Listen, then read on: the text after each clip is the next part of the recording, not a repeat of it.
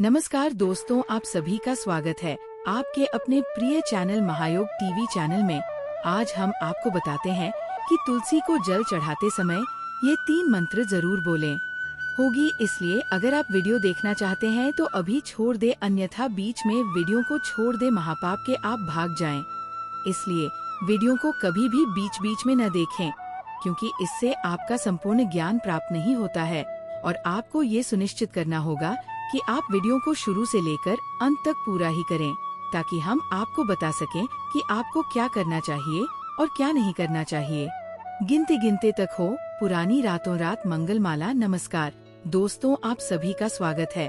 दोस्तों, हमें तुलसी में कौन सा जल नहीं चाहिए और कौन सी चीज चाहिए, आज के वीडियो में हमें तुलसी की जड़ चिकित्सकों में बताई गई ऐसी कुछ बातें बताई गई है।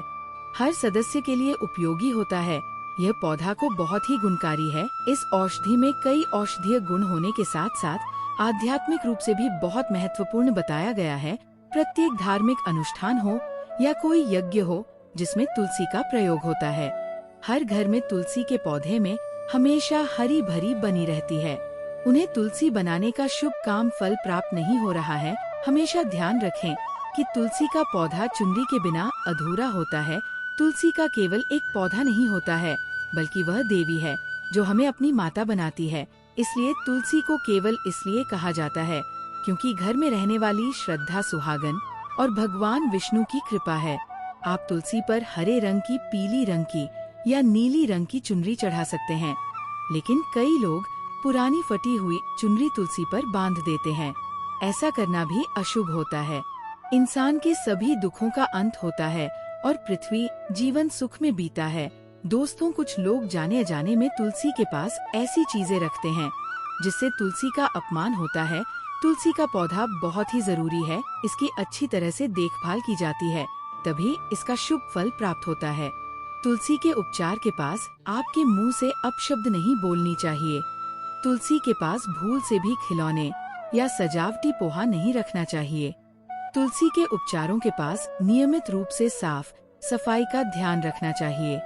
तुलसी की मिट्टी में ही दबाए रविवार के दिन तुलसी के पत्ते नहीं तोड़ने चाहिए और रविवार को तुलसी के पत्ते रोज नहीं तोड़ने चाहिए। बिना तुलसी को सुबह जल देना चाहिए और शाम के समय एक दीपक जलाना चाहिए। घर में तुलसी के पौधे का सेवन करना बहुत ही अशुभ माना जाता है। उसे नीचे दे शीघ्र कर हरा भरा रखने के लिए तुलसी में कभी भी किसी भी प्रकार का केमिकल नहीं डाला जाना चाहिए। केवल खाद्य पदार्थ और गोबर का प्रयोग करना चाहिए कि तुलसी में तुलसी को जलाएं या जलाए नहीं जाए। उत्तर दिशा में सबसे अधिक शुभ होता है। अगर तुलसी के गमले में अन्य उपचार दिए जाते हैं तो उन्हें समय पर हटा दें।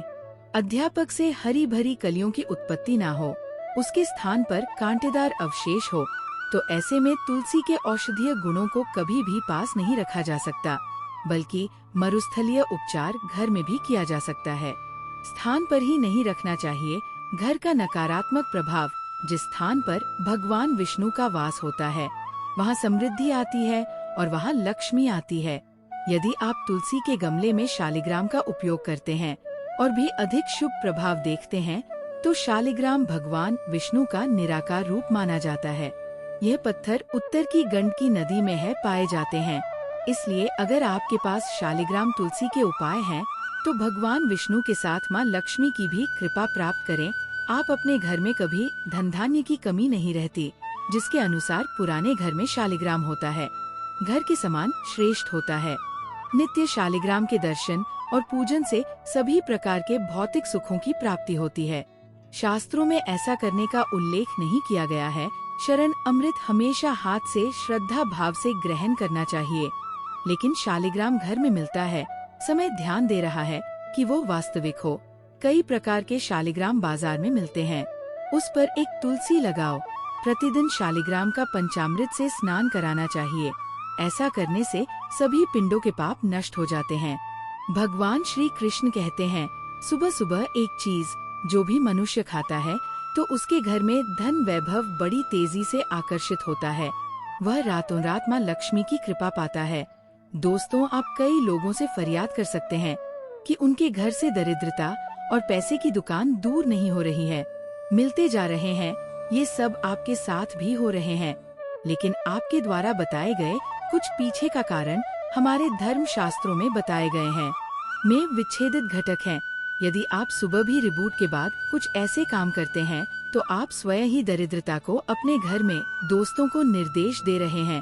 इसलिए आज इस वीडियो के माध्यम से हम आपको वो काम बताएंगे के बारे में जिसमें आपको नवीनतम अपडेट के तुरंत बाद नहीं करना चाहिए। तो आइए जाने कौन से हैं वह कार्य जो सुबह के तुरंत बाद नहीं करना चाहिए, और साथ ही हम जानेंगे कि कौन सी चीज है जो सुबह के खाली पेट खाने से पूरी तरह से प्राप्त हो जाती है। लेकिन उससे पहले दोस्तों से अनुरोध है कि वीडियो को लाइक करें, अपने दोस्तों के साथ शेयर करें, और अगर आपने अभी तक चैनल को सब्सक्राइब नहीं किया है तो सब्सक्राइब करें, बेल आइकन जरूर दबाएं। दोस्तों, एक चित्र अपने यहाँ देखें। दोस्तों, आप सबसे पहले अपना नवीनतम पोस्ट सबसे पहले देखे को आईने में देखते हैं, तो ये अच्छा है कभी भी आप ना करें। इस बात का उल्लेख कई बार किया गया है कि सुबह पहले आप आईना नहीं देखना चाहिए, सुबह के तुरंत बाद आईना ना देखें। इस बात का ध्यान रखें। नंबर 2, सुबह उठकर बाद का सेवन करें। दोस्तों, आज के युग की बात करें तो लोग आज ही चाय नाश्ता कर लें और भोजन का सेवन करें। अगर आप भी ऐसा करते हैं तो आपको बताएं, शास्त्रों के अनुसार बिना नहाए, बिना दांतों को साफ किए और सूर्य देव को जल दिए बिना अन्न का सेवन करना वर्जित माना गया है, क्योंकि सूर्य से ही हमें सूर्य देव द्वारा बनाए गए अन्न का सेवन करना अनुचित माना जाता है। केवल ईश्वर का ही ध्यान करना चाहिए, जो कि पूरे दिन शुभ और फलदायी होता है। भगवान कृष्ण कहते हैं कि जो भी मनुष्य ऐसा कर ले तो उसे युगों युगों की प्राप्ति हो जाती है। ऐसा व्यक्ति लक्ष्मी की कृपा से रंग से राजा बन जाता है। मान्यता है कि यदि मृत्यु का समय यदि आप चाहते हैं कि आपके जीवन से नकारात्मकता और दरिद्रता का नाश हो जाए, तो आप सुबह जल्दी उठें।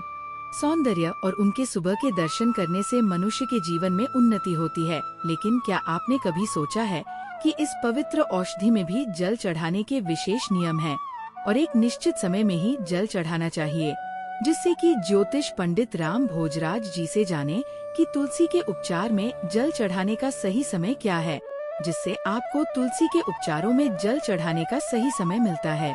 तुलसी में जल सेवाएं हैं तो आपको ये सबसे अच्छी लगती हैं। उत्तम फल है। किसी भी पूजा पाठ के लिए सूर्योदय से पहले का समय सबसे अच्छा माना जाता है, और तुलसी में माता लक्ष्मी का वास होता है। इसलिए अगर आप इसमें सही समय पर जल चढ़ाते हैं तो आपको माता लक्ष्मी की कृपा दृष्टि भी मिलती है। यदि आप तुलसी में जल चढ़ाने से पहले अन्न ग्रहण न करें तो और अधिक शुभ माना जाता है। तुलसी में जल चढ़ाने के नियम।